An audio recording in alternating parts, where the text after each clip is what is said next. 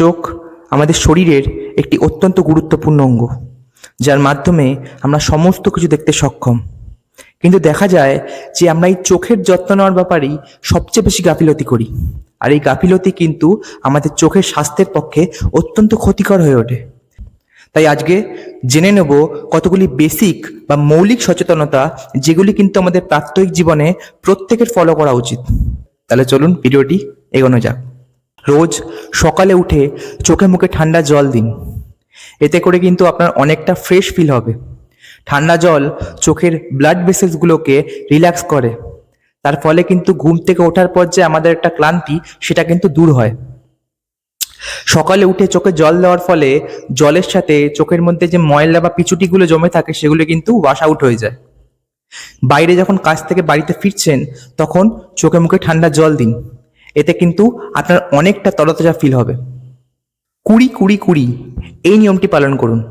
অর্থাৎ আপনি যখন অনেকক্ষণ সময় ধরে ডিজিটাল ডিভাইস যেমন ল্যাপটপ, ফোন বা কম্পিউটারের সামনে বসে কাজ করছেন, তখন মাঝে মাঝে চোখটাকে একটু বিশ্রাম দিন। 20 মিনিট কাজ করার পরে আপনি 20 সেকেন্ডের জন্য একটি দূরের বস্তুর দিকে তাকান। সেই বস্তুটি যদি 6 মিটার বা 20 ফিট দূরত্বে হয়, তাহলে সব থেকে বেশি ভালো। তাহলে 20 মিনিট একটানা কাজ করার পর জাস্ট 20 সেকেন্ডের জন্য একটা দূরের বস্তুর দিকে তাকিয়ে থাকুন, জাস্ট 20 সেকেন্ডের জন্য। এতে কিন্তু আপনার চোখের যে মাসেলগুলো আছে, সেগুলো একটু রিল্যাক্স হবে এবং আপনার কিন্তু অনেকটা ফ্রেশ ফিল হবে। এই টিপসটি কিন্তু খুবই গুরুত্বপূর্ণ একটি টিপস, যা আপনার চোখকে সুরক্ষা প্রদান করে। চোখ নিয়মিত পরীক্ষা করান। চোখের মধ্যে কোনো রকম অস্বাভাবিকতা লক্ষ্য করলে অবশ্যই নিকটবর্তী চক্ষু বিশেষজ্ঞের কাছে গিয়ে চোখের পরীক্ষা করান। চোখ নিয়ে কোনো রকম গাফিলতি করবেন না। সামান্য গাফিলতিতে কিন্তু আমার বা আপনার চোখের দৃষ্টি সারা জীবনের মধ্যে চলে যেতে পারে। যে কোনো রোগকে প্রাথমিক স্তরে চিকিৎসা করে সারিয়ে নেওয়াই ভালো। সেটা যদি পরবর্তী স্তরে চলে যায়, তাহলে সেটার চিকিৎসা কিন্তু আরও জটিল হয়ে যায়। আমাদের প্রত্যেকের কিন্তু 6 মাস অন্তর চোখের পরীক্ষা করানো উচিত, নিকটবর্তী চক্ষু বিশেষজ্ঞ কিংবা নিকটবর্তী হাসপাতালে গিয়ে। সেই সময় আপনি আপনার চোখের পাওয়ার টেস্ট করাবেন, প্রেশার টেস্ট এবং রিটিনার পরীক্ষাগুলো করাবেন। এই পরীক্ষাগুলির মাধ্যমে আপনি আপনার চোখের একটি ওভারঅল হেলথ কন্ডিশন সম্পর্কে অবগত হয়ে যাবেন। যখন বাইরে বেরোচ্ছেন, চোখকে এই প্রখর রোদ এবং ক্ষতিকর অতিবেগুনি রশ্মি থেকে বাঁচানোর জন্য একটি ভালো সানগ্লাস ইউজ করুন। সানগ্লাস মানে সেই ফুটপাতে 150-200 টাকার সানগ্লাস নয়।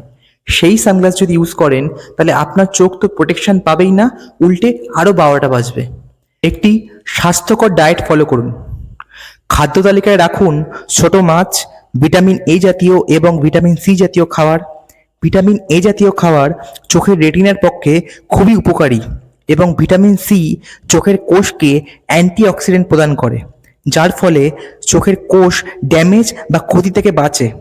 বেশি করে শাকসবজি খান, যার মধ্যে ভিটামিন এ পাওয়া যায়, যেমন গাজর, পালক, মিষ্টি আলু, এবং খেতে পারেন কলিজা এবং দুগ্ধ জাতীয় সামগ্রী।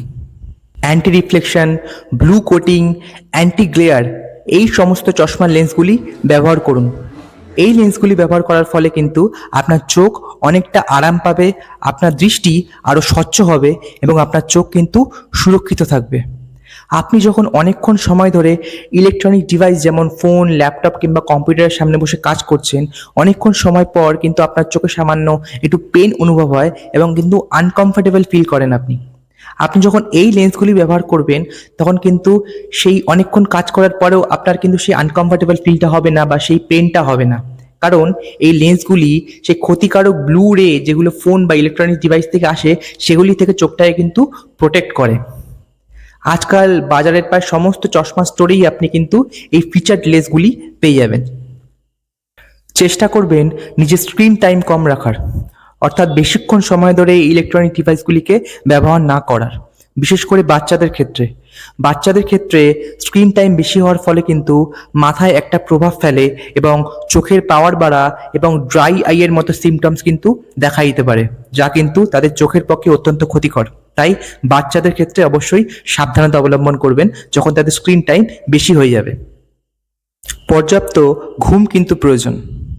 সারাদিনের ব্যস্ততার পরে নিজেকে বিশ্রাম দিন। আমাদের প্রত্যেকের কিন্তু দিনে অন্তত 7 থেকে 8 ঘন্টা ঘুমের প্রয়োজন। পর্যাপ্ত পরিমাণ ঘুম আমাদের চোখের স্বাস্থ্যের পক্ষে অত্যন্ত গুরুত্বপূর্ণ এবং প্রয়োজনীয়।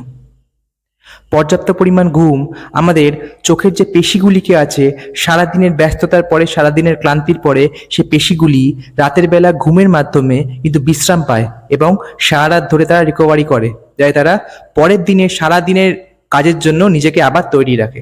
তাই পর্যাপ্ত পরিমাণ ঘুম কিন্তু আপনার এবং আপনার শরীরের পক্ষে বা আপনার চোখের স্বাস্থ্যের পক্ষে কিন্তু অত্যন্ত গুরুত্বপূর্ণ। Last but not the least, নেশাজাত দ্রব্য কম সেবন করুন। মদ্যপান এবং ধূম্রপান আমাদের চোখের স্বাস্থ্যের পক্ষে অত্যন্ত ক্ষতিকর। ধূম্রপান আমাদের চোখের ব্লাড ভেসেলস বা রক্তনালীগুলিকে ড্যামেজ করে, তাদের ক্ষতি করে। তার ফলে আমাদের এজ রিলেটেড ম্যাকুলার ডিজেনারেশন এবং ছানি পড়ার মতো মারাত্মক ঝুঁকি কিন্তু হতে পারে। তাই যতটা পারবেন এই দ্রব্যগুলি কম সেবন করবেন, তার ফলে কিন্তু আপনার ওভারঅল হেলথ কন্ডিশন কিন্তু অনেকটা বেটার থাকবে। এবং এই মৌলিক সচেতনতাগুলি অবলম্বন করলে কিন্তু আপনি আপনার চোখকে সুরক্ষিত রাখতে পারবেন। আমি আবারও বলছি, চোখের মধ্যে কোনো রকম অস্বাভাবিকতা লক্ষ্য করলে সেটা হতে পারে আপনার দেখতে সমস্যা হচ্ছে, কিংবা চোখের মধ্যে কিছু পড়েছে বা চোখ লাল হয়ে গেছে, এই লক্ষণগুলি দেখা দিলে কিন্তু অবশ্যই কোনো রকম গাফিলতি না করে নিকটবর্তী চক্ষু বিশেষজ্ঞ বা নিকটবর্তী হাসপাতালে গিয়ে চিকিৎসা করাবেন।